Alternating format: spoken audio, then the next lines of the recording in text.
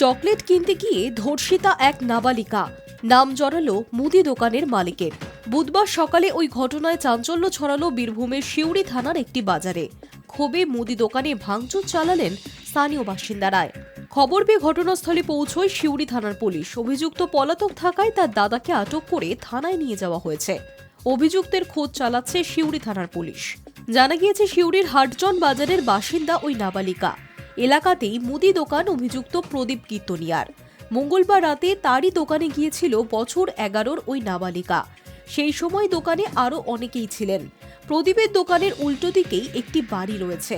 ওই বাড়ির মহিলার দাবি, তিনি দেখেন সব ক্রেতাদের জিনিস দিলেও নাবালিকাকে দীর্ঘক্ষণ দাঁড় করিয়ে রাখে দোকানদার।